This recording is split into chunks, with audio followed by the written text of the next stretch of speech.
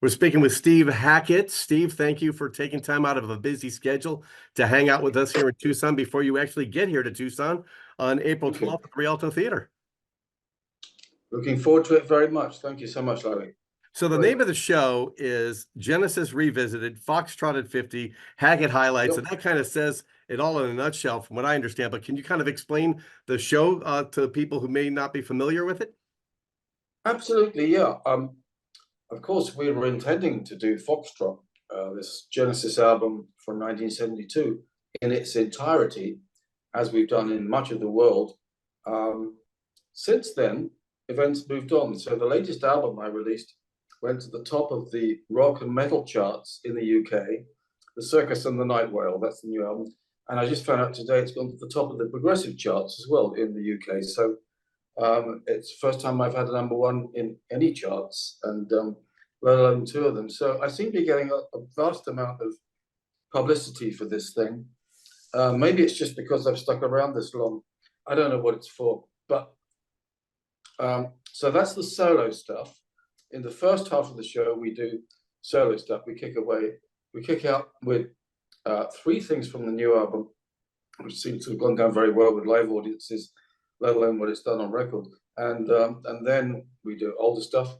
Then we take a 20-minute break and come back with all the Genesis stuff. So I'm addressing both ends of the calendar, so to speak.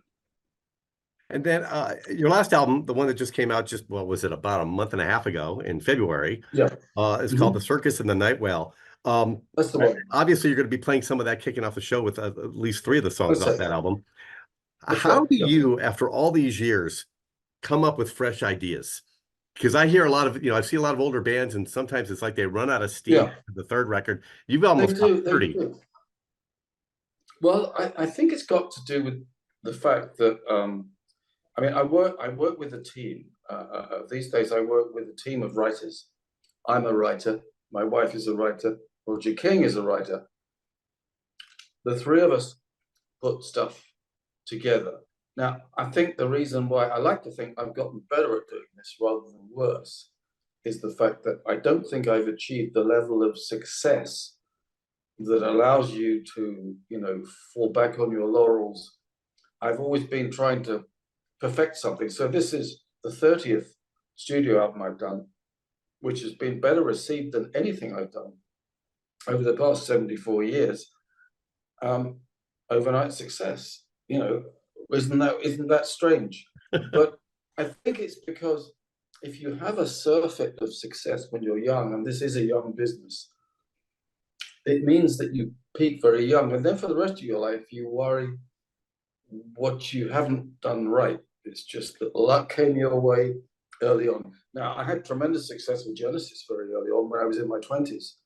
But then once I stepped outside that into perhaps the more experimental area of working with people all over the road, all over the globe, rather, with American musicians, with Black musicians, with white musicians, people from Azerbaijan, Armenia, India, and the list goes on, with what we talk about as world music, and visiting places, because we're much traveled, my wife and I, whether it's to visit the gypsies in the Sacromonte in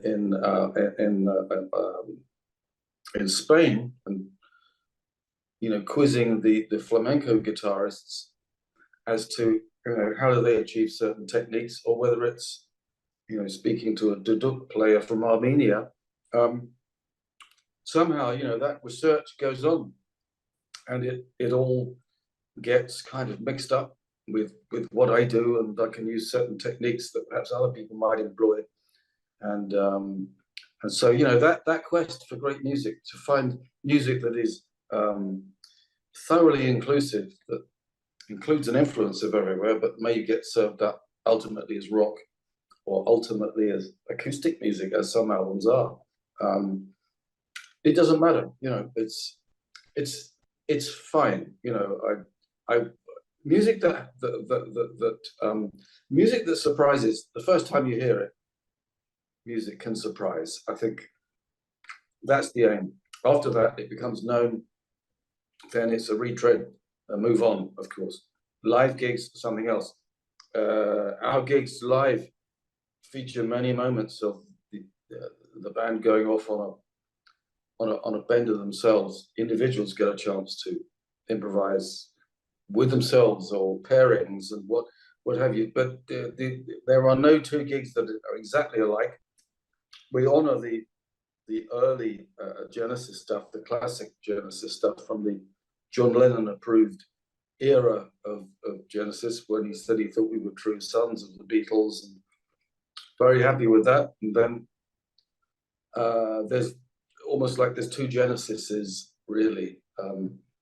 There's the John Lennon approved era of Genesis, and then there's the MTV approved era of Genesis, as we were a 5-piece, then became 4, then 3 later on. But as I say, I don't want to have any fallback positions at all. I just want to do the best music that I've got available from my history or from the current crop of songs.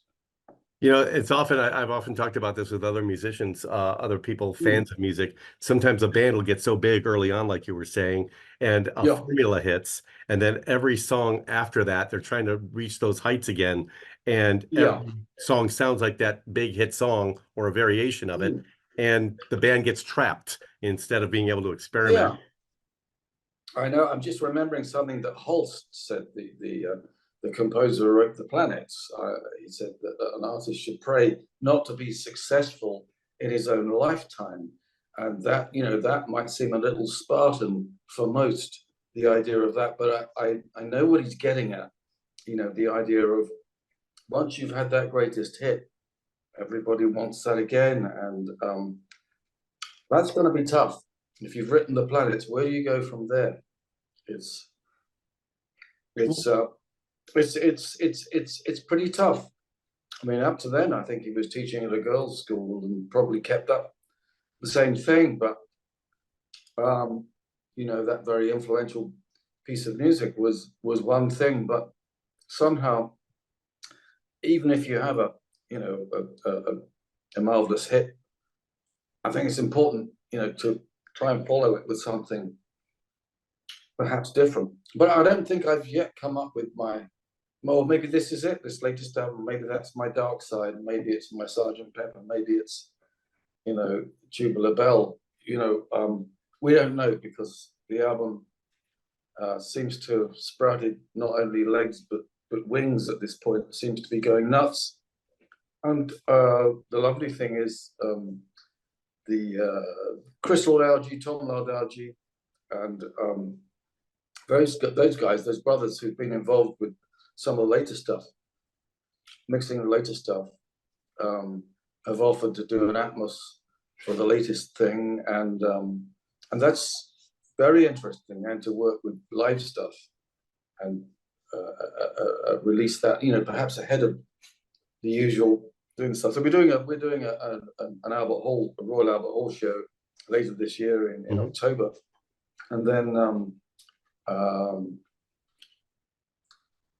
we normally film something like that and put it out. But I think what they're talking about is doing teasers before that, because music develops. These songs that we're doing live, they change. Particularly one called "Passing Clouds." These passing clouds that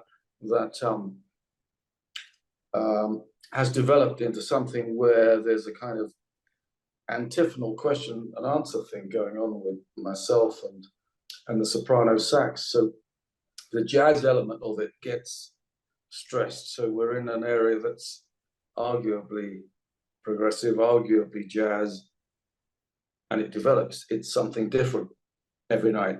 When we repeat a chord sequence, Rob Townsend, amazing virtuoso that he is, jazz professor, goes off on one.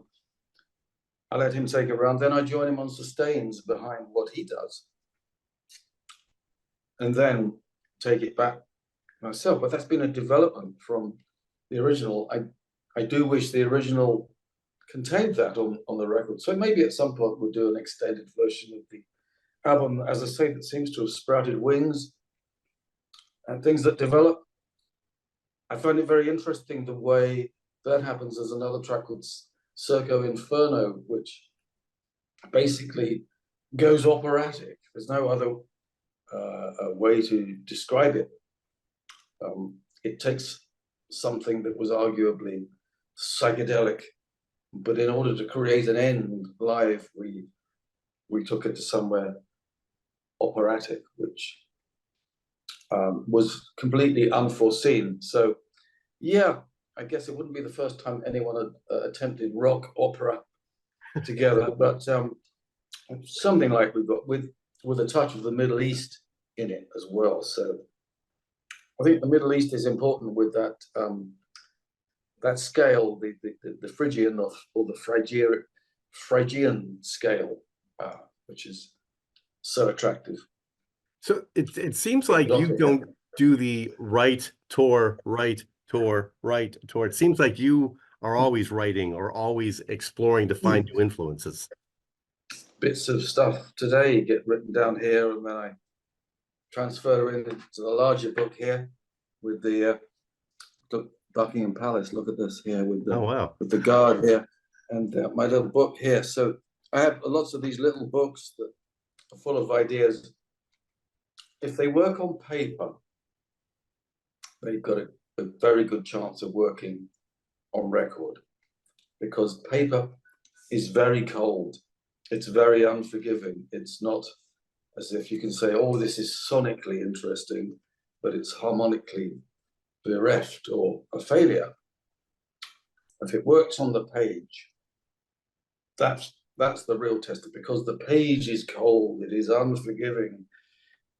It's the old-fashioned, pen and ink way of doing it. So I'm no Luddite, but I like the idea of, if it works on the page, there's a chance through composition here. It all starts with the writing. To fire off salvos as well and do spontaneous stuff. That's also important, to honor the spirit of that, with the spontaneous, of course. Don't get too hidebound by form.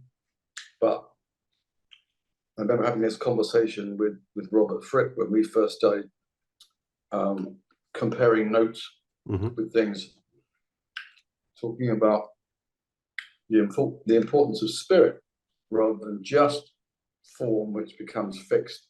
So you're never moving away from that. But it's an aspect of jazz. It doesn't always work, because you need great players who can put it out of thin air, who can do something spontaneous, which can be either dissonant or melodic, depending on what the music calls for. So I'm very lucky with the band that I have, who are basically geniuses. So they are incredible. Well, it seems like you would have to, especially if you go off, or one of your players goes off on a musical tangent during one of the things where they're experimenting a little bit. You also got to know where to bring it back. Yeah, absolutely. To make it cohesive, I think it's important to know when to rein it in. Yes, you can go off with a 20-minute guitar solo. You can be Cream circa 1968, or the Grateful Dead circa maybe a couple of years after that, and go off on one. But, for those of us who grew up listening to Baroque and rock, listening to the Beatles and Bach at the same time, you realize that what linked those two very separate eras was great writing, great stuff that will forever be studied in schools. Although, yes, we know the Beatles were the more instinctive, but somehow there was a grounding in other stuff. They had one foot in vaudeville as much as in Chuck Berry. So it's Gracie Fields meets Chuck Berry. It's, these separate George Formby, the vaudeville stuff, the ukulele stuff, the banjolele stuff. It's in there informing that work. It's not straight. It's pop, certainly. I suspect I'm probably, after all these years of esoteric stuff, I'm getting closer in spirit to pop, but a way of doing it that there's no holds barred. You know, the limits I impose on myself, I still think I have a great chorus, and if you're lucky enough to have a great verse as well as a great chorus, um, to make the two equally memorable, is a great challenge. But Beatles have not really been surpassed in terms of being able to do a 2 minute song that takes you through the life and death, the flashpoints in people's lives, those little vignettes, those well observed things. I had something through recently from Jimmy Webb, which was really interesting because we're a stone's throw here from Galveston, and I hope to visit this very day, the seat of the place of that incredible song with Glenn Campbell. The idea of pretty much everything Jimmy Webb wrote seemed to have an aspect of the road movie about it, the Western, the romance of place. That I find it extraordinary, like paintings, people in the landscape. So that's where I draw the parallel with Beatles, with Lennon McCartney, Jimmy Webb. There's something, there's some extraordinary writing there, extraordinary observances within the lyrics. That's the real challenge. That's it. Can you write a 2 minute pop song? How do you pare down 30 albums into a 2 hour set? You know, like they're all your children. How do you pick which children you're going to visit on a particular concert? Well, I took a chance on doing three things from the new album because I knew that it was getting great reviews, and I thought I'll take the chance. I'm always very nervous about presenting new material, especially starting a show with new material. But stuff like the opening track is called "People of the Smoke." The smoke is a nickname for London. It's nothing to do with this. It's London, heavily polluted London was known as the smoke. Mm-hmm. I grew up literally within a stone's throw of the clouds that were being spewed out of the Battersea Power Station, the other side of the Thames, where I grew up in Pimlico. And that was a heavily polluted area. It was the biggest building in Europe. It powered half of London and polluted the same. The ash grey sky, I thought, was created by the clouds of this cloud factory that spewed all this stuff out. So I tried to get this across in the opening track, the soundscape that takes you through radio literally from 1950. The soundscape, before you get a rock band, you go through early BBC, this, that, and the other, political broadcasts, snippets of things, wafting in and out, and then a string orchestra. You might think it was something from Vivaldi, but that's over in seconds. And then we're into the rock song, which describes lyrically what you've just heard, perhaps in microcosm at the beginning of it. But how do I choose it? Taking a chance on doing, new album. There have been times I've released new albums and played nothing of the new album because I've thought to myself, stick with old favorites. But I seem to be getting braver with time. So we do the new stuff, and luckily that seems to go down like wildfire. I suspect these things are going to become old favorites very quickly. But when we stress the era of Genesis that I think is perhaps the strongest, the Foxtrot leads setting in by the pound, 1972, 73, where I think there isn't really a weak track in those albums, back to back. For me, that's a golden period of Genesis, the five-man team that involved Peter Gabriel, Phil Collins, Mike Rutherford, Tony Banks, myself, all of us writing, all of us trying to get a look in with a very crowded picture, but it produced some extraordinary stuff. So in recent years, I've celebrated selling England by the pound. Seconds Out, which was a live version of a summation of everything up to that point that included some stuff from Trick of the Tail and Wind and Wuthering, so these better known Genesis albums of the sort of classic period. I've tried to keep that.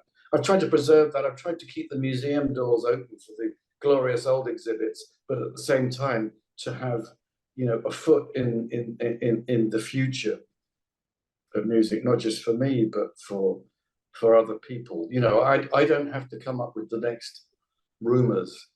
I don't have to do that. I haven't got that pressure of where do you go from you can go your own way. Where do you go from that? You know, with a harmony band. That's very difficult. So I like to think I've not peaked yet.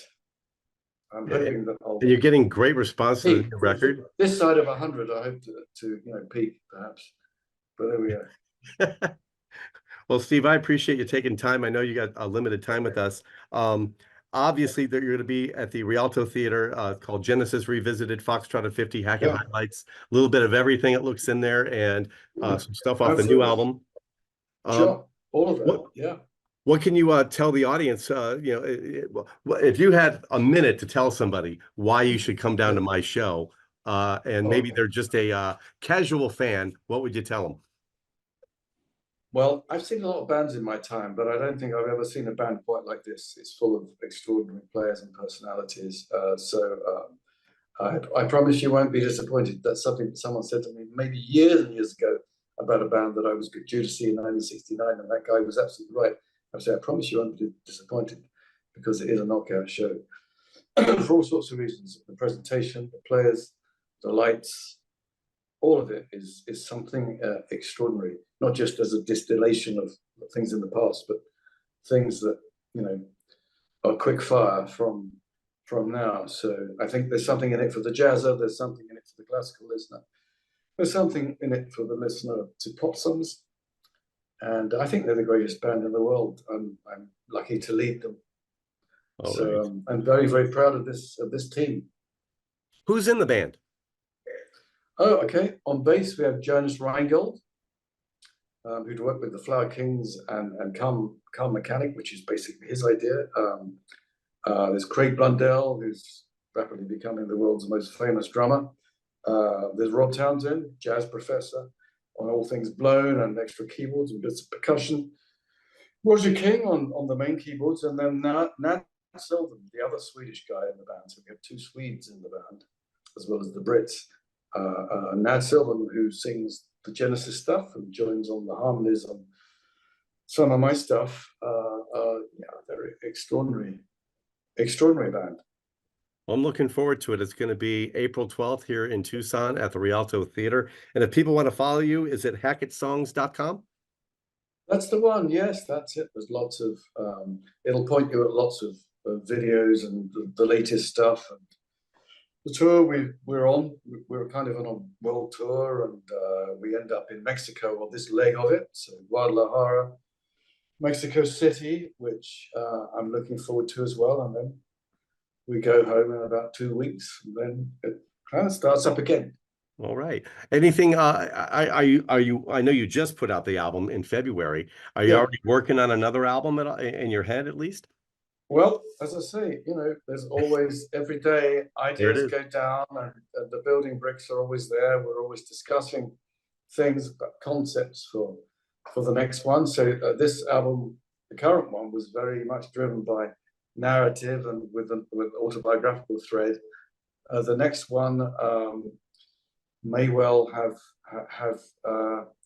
an imperceptible thread, but I suspect it may have something to do with travel, because we've been, you know, so many places in recent times, you know, from the Arctic Circle to Africa and what have you. But it's a possibility. Something else may come along. I don't know. There's lots of stuff. Well, Steve, thank you so much for taking time out of Thank your you. schedule. I look forward Thank to you. seeing you guys here on April 12th. Thank you so much, Larry. All the All right. best. You take care Thank and you. safe travels, and we'll see you in a Thank couple you. weeks, in a week or so, Thank you. actually. Thank you so much. Thank All the you. best. Thank you. You too. Thank you. Bye-bye. Appreciate it. Cheers. Thank you. Bye bye.